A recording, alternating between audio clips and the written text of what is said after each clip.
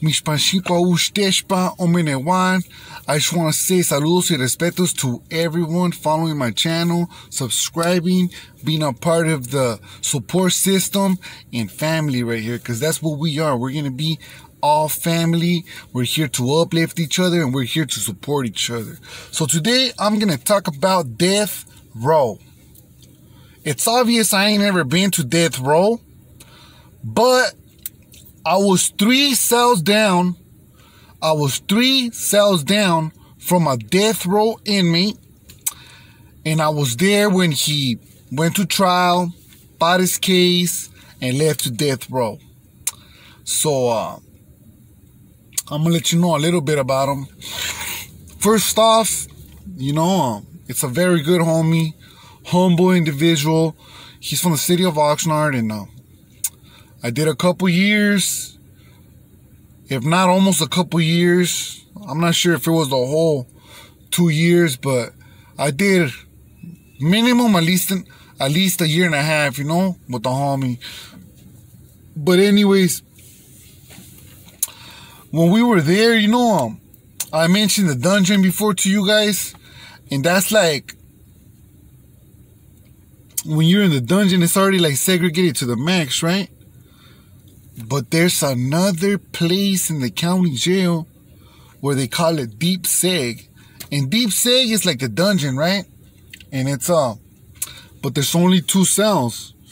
And due to the fact that it's deep seg, only a few inmates will make it there.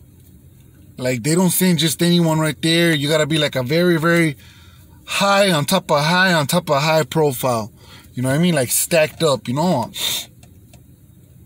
So they placed the homie in solitary confinement, like total segregation, deep seg. That's what they call it in Ventura County Jail, right? So he was there, for a very, very long time, minimum a year by himself. And at times he didn't have a neighbor. And finally, from what I was told, his lawyers filed some motions, right? They filed motions, and the judge seen the motion, and it was something like sensory deprivation, or basically the 14th Amendment is the Equal Protection Clause, which means that we get the same rights as any other inmate. Like, you can't treat just one inmate different and take away certain privileges just because you want to. You know what I mean? It's the constitutional right, 14th Amendment. So, I'm not going to sit here and lie to you. I never seen the motion. I never talked to the lawyer, but I talked to the camarada, and I talked to a few of the camaradas that knew a little bit more than I did about the case. And so they filed the motion. The judge seen the motion, and he was like, damn, this can't be true. It can't be that bad how you guys are describing the almost like torture, which it is. They were torturing the homie, bro. Like, I don't know how he considers it, but I consider that torture, bro. And like, I don't think anybody should go through that, bro. So anyways, I guess the judge, he was in disbelief, dog. He was so shocked that he said, you know what? Let's go over there. Let's go over there right now. I want to see this place that you are describing to me, and I want to see that what you're saying in this motion is true, because I simply do not believe it. So I have to see it with my own eyes. So they walk, homie, from the court chambers to the county jail, because it's in the same building, right? They're just like a little tunnel. There's an underground tunnel that separates that you could go back and forth from, from the court to the county jail in Ventura County Jail, right? The judge goes to deep seg, Holmes, and he looks, and he said, well, I mean, he has books, he has this, he has that, and he has some, like a neighbor. He has another person that he could talk to. He has a neighbor. And the lawyer was like, he does not have a neighbor. There's nobody in that cell. And he was again in disbelief. So he walked to the next cell. There's only 2 cells, right? And then there you can't see outside. They have a little blind in the window so you can't see outside your door or nothing. You know what I mean? Everything is like super, super segregated, bro. You know, it's like they do that to mentally torture people, you know? So the judge goes to the next door and he was just like, oh my God, like, you mean to tell me that they have this inmate here and he don't have a neighbor to talk to? Like, basically, the homie's a strong-minded individual. I've been on him for a very long time, and I got nothing bad to say about him. He's very humble. He's highly intelligent. He's a people's person.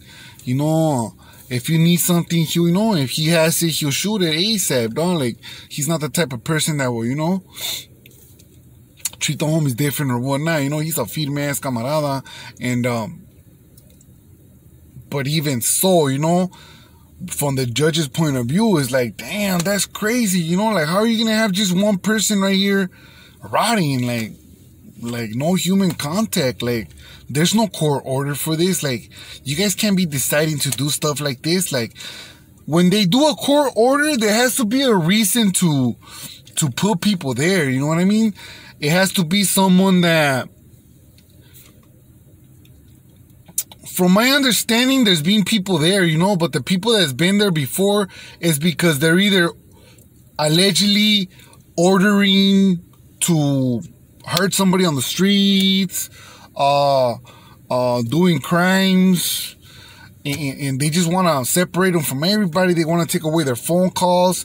And I've never seen it in person, bro. So I'm not going to tell you I've been around people that they took their phone calls away, that they took their letters, mail services away and all that. But I know for a fact that they've done it because I read a book called Dangerous Attraction. Dangerous Attraction is about a dude from Ventura that got convicted for, he's also on death row. He was convicted for killing some hyena back in the 90s. And when they had him in county jail, they took away his mail, they took away his visits, they took away his phone calls. And that's all court order. The judge ordered all that.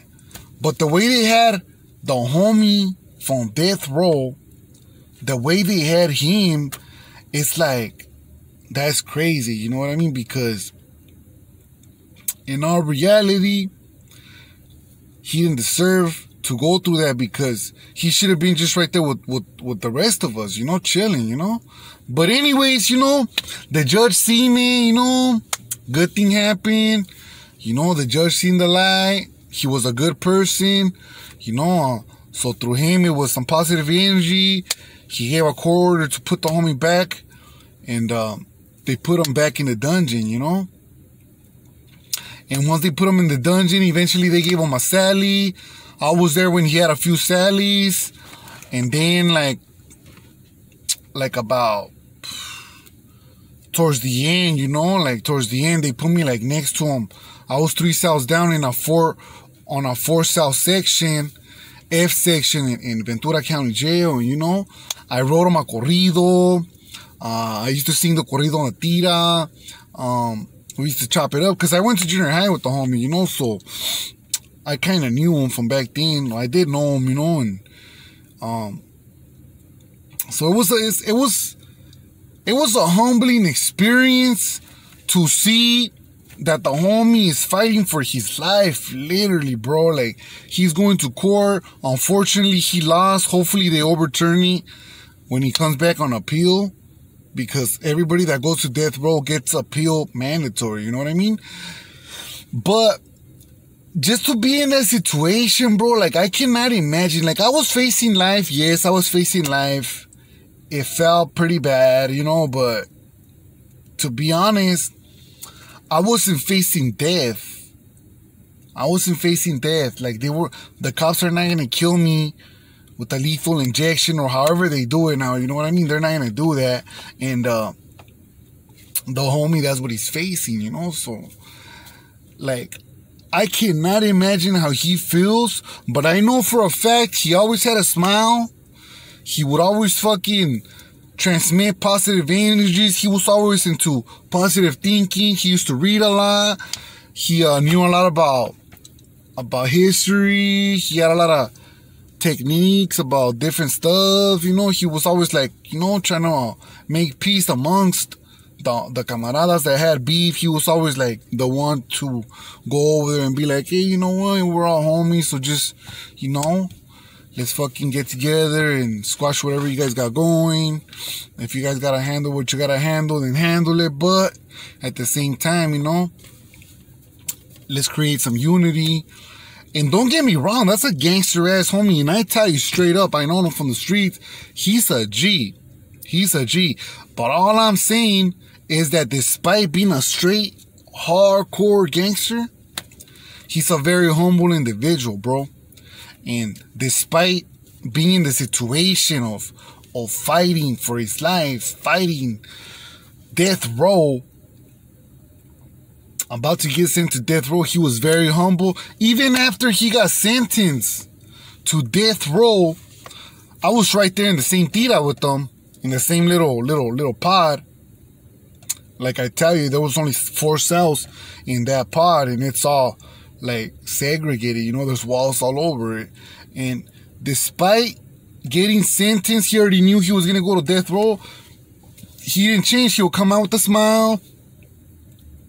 He'll greet all the camaradas, you know, and he'll sing on the tira. He had a gang of corridos, you know. He'll sing on the tira. We'll reminisce about junior high school. And that was pretty much it, bro, you know. As far as doing time with the homie that left to death row, you know. And like I said, you know, if you guys, I'm not religious, but if you guys are into religion or whatnot, you know, or whatever it is that creates positive energy, just go ahead and shoot the homie some positive energy. And because I don't do religion, you know what I mean? So, but I believe in positive energy. So with that being said, that's how my time was. That's how the experience was of doing time with a camarada that is going to death row. He ended up leaving to death row, and he's been there ever since. Like I said, he's a very, very good friend, a humble individual. He does not deserve to be there.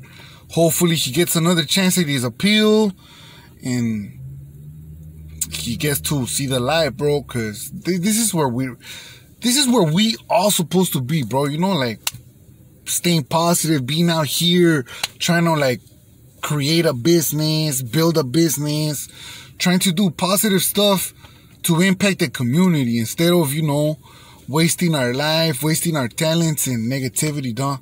So, you know, whatever you're doing out there right now, bro, just know that it's never too late to think positive, dog. I'm not here to impose religion on nobody, because me, myself, I'm not even religious. You know what I mean? But I am here to tell you that I'm here to uplift you, bro. And I apologize for having my face all, you know, like burned from the sunburn.